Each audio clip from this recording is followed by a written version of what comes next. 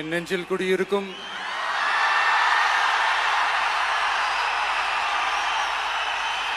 உங்கள் அனைவருக்கும் என்னுடைய வணக்கம்.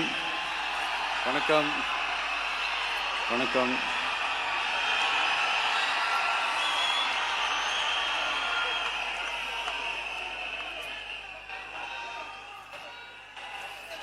என்ன சொல்றது, எப்படி ஆரம்பிக்கிறதுன்னு தெரியல.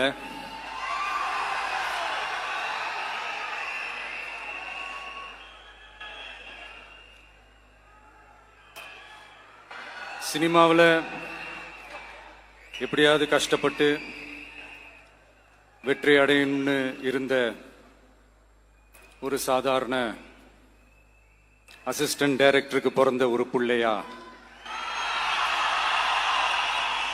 எனக்கும் வாழ்க்கையில வறுமைனா என்னன்னு எனக்கு நல்லாவே தெரியும், பசினா என்னன்னு எனக்கு நல்லாவே தெரியும். நான் ஒன்றும் பெரிய மன்னர் பரம்பரையிலிருந்தெல்லாம் வந்துடல. உங்களை மாதிரி தான், உங்கள ஒருத்த மாதிரி தான், உங்க குடும்பத்தில் ஒருத்த மாதிரி தான், உங்க புள்ள மாதிரி தான், உங்க மகன் மாதிரி தான், உங்க அண்ணன் மாதிரி தான், உங்க தம்பி மாதிரி தான்.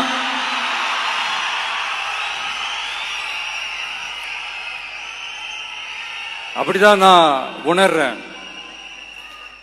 நீங்களும் என்ன அப்படி நினைச்சதுனாலதான் சினிமாவில் எனக்கு ஒரு மிகப்பெரிய ஒரு இடத்த ஒன்று கொடுத்தீங்க. அதையெல்லாம் விட்டுட்டு உங்களுக்காக நன்றி கடன் செலுத்துறதுக்காக அரசியலுக்கு வந்த உங்க விஜய, இந்த விஜய, நீ வா விஜய், நாங்களா இருக்கோம், பாத்துக்கிறோம். விஜய் தம்பி நீ வா, நாங்க இருக்கோம். விஜி தம்பி நீ வா, நாங்க இருக்கோம். அண்ணா நீ வாடா, நாங்களா இருக்கோம். நண்பா நீ வா நண்பா, நாங்களா இருக்கோம் சொல்லி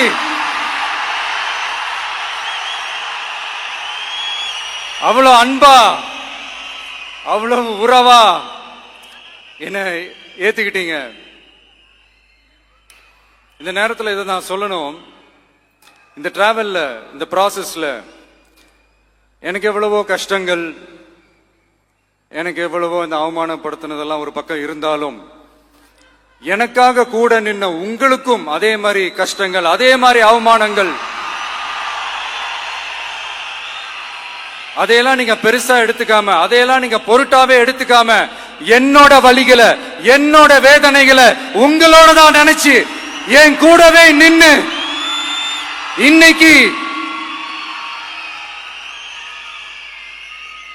சி ஜோசப் விஜய் எனும் நான்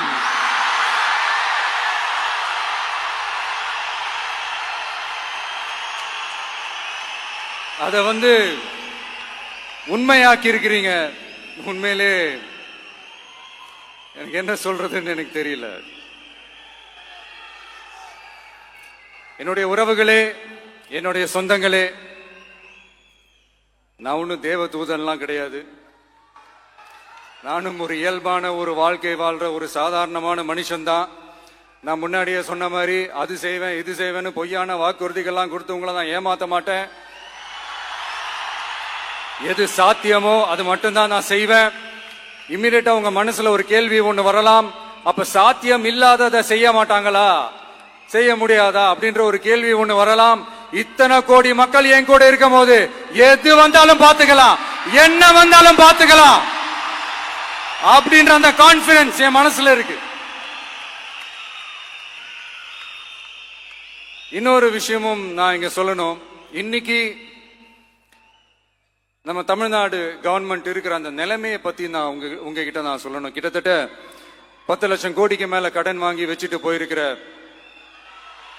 இன்னைக்கு அந்த தமிழ்நாடு அரசு இருக்கிறப்போ, கஜானாவை சுத்தமா தொடச்சி வலிச்சு வச்சுட்டு போயிருக்கிறப்போ, தூக்க முடியாத சுமையை ஏத்தி வச்சுட்டு போயிருக்கிறப்போ,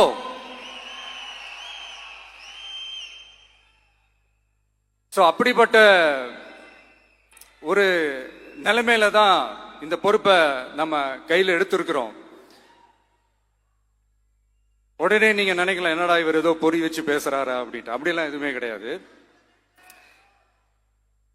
உள்ள போய் பார்த்தா தான் தெரியும் எது எந்த நிலைமையில இருக்குன்னு, என்ன இருக்கு என்ன இல்ல, எது எந்த நிலைமையில இருக்கு எது எந்த நிலைமையில இல்ல. சோ அதையெல்லாம் பார்த்துட்டு உங்களுக்கு ஒரு வெள்ளை அறிக்கையா அதை வெளியிடணும்னு நான் நினைக்கிறேன். ஒரு டிரான்ஸ்பரண்டான ஒரு கவர்மெண்டா, அதாவது இன்னைக்கு நம்ம தமிழ்நாடு கவர்மெண்ட் இந்த நிலைமையில தான் இருக்கு அப்படின்றத உங்ககிட்ட சொல்லிட்டு I just want to take it forward from there. அதைத்தான் நான் முதல்ல செய்யணும்னு நினைக்கிறேன். தமிழ்நாடு பொறுத்த வரைக்கும் இப்ப யாரையாவது போய் ஏதாவது சந்திக்கணும் அப்படின்னா இந்த மூஞ்ச மூடிக்கிட்டு போய் சந்திக்கிறதோ, என்ன இந்த மறைமுகமா உங்களுக்கு தெரியாம போய் சந்திக்கிறதோ அப்படியெல்லாம் நான் செய்ய மாட்டேன். எதுவா இருந்தாலும் வெளிப்படையாக ஒளிவு மறைவு இல்லாம தான் நான் செய்வேன். இவ்வளவு பெரிய ஒரு பொறுப்பை என் கையில கொடுத்திருக்கிறீங்க. அதே நேரத்தில் எனக்கு கொஞ்சம் அவகாசமும் நீங்க கொடுக்கணும்னு நான் ரிக்வெஸ்ட் பண்ணி கேட்டுக்கிறேன். நான் சொன்னதையெல்லாம் படிப்படியா நிறைவேற்ற நான் ட்ரை பண்ணுவேன், நிறைவேற்றுவேன். அதே நேரத்தில் எனக்கு கொஞ்சம் அவகாசம் கொடுத்தீங்கன்னா எனக்கு கொஞ்சம் உதவியாகவும் ஒத்துழைப்பாகவும் இருக்கும். இது உங்களுடைய ஆட்சி. பெண்கள் பாதுகாப்பை ரொம்ப ஸ்ட்ரிக்டா வச்சிருப்பேன். போதைப் பொருள் கலாச்சாரம் அதை கண்ட்ரோல் பண்றதுக்கு என்னென்ன ஸ்டெப்ஸ் எடுக்கணும், என்னென்ன முயற்சிகள் எடுக்கணும், இன்னிலிருந்து அதை நான் எடுப்பேன். நம்ம பசங்களை அதுல இருந்து காப்பாற்ற வேண்டியது நம்ம அரசனுடைய பொறுப்பு. அதே மாதிரி சட்டம் ஒழுங்கு எல்லாருக்குமான பாதுகாப்பை நான் உறுதிப்படுத்துவேன். என்ன அவமானப்படுத்துறவங்களாகவே இருந்தாலும், என்ன கஷ்டப்படுத்துறவங்களாகவே இருந்தாலும் அவங்களும் என் மக்கள் தானே. நண்பர்களாக இருந்தாலும் எதிரிகளாக இருந்தாலும் 8 கோடி மக்களும் என் மக்கள் தானே.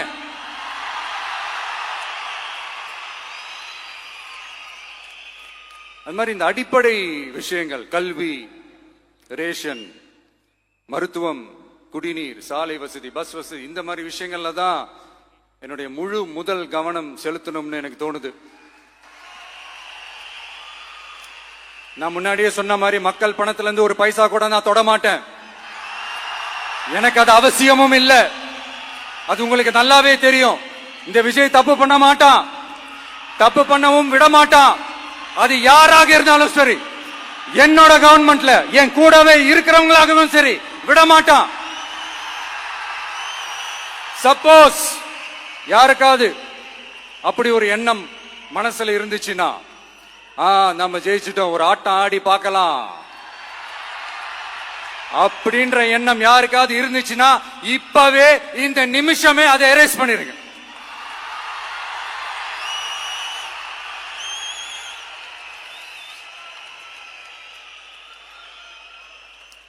இங்க ஒரே சென்டர் தான், என் தலைமையில் உண்டான சென்டர். இந்த பக்கம் ஒரு சென்டர், இந்த பக்கம் ஒரு பவர் சென்டர், அங்க ஒரு பவர் சென்டர், அதெல்லாம் கிடையவே கிடையாது. இப்பவே சொல்லிடுறேன்.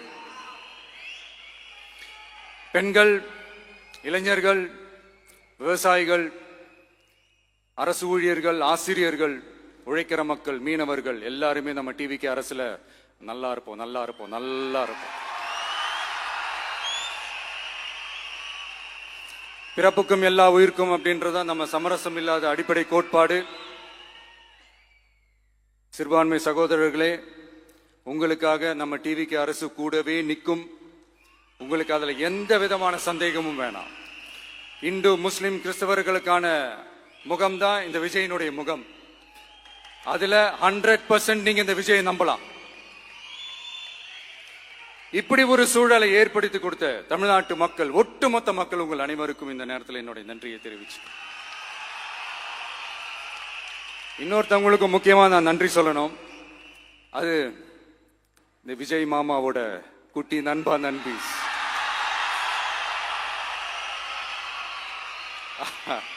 அவங்களாலதான் இது நடந்திருக்கு. உங்களுக்கு எப்படி நன்றி கடன் செய்யணும்?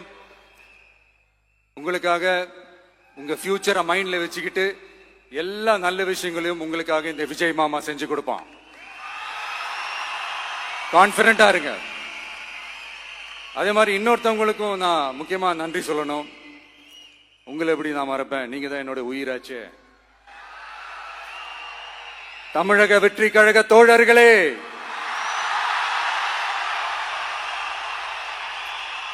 உண்மையில சொல்லணும்னா நீங்க இல்லனா எதுவுமே இல்ல.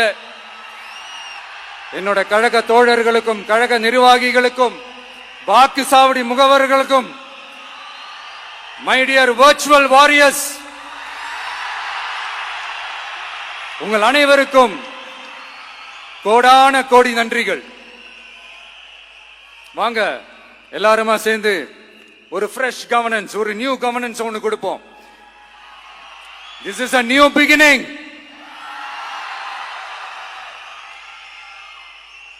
A new era of a real secular social justice starts now.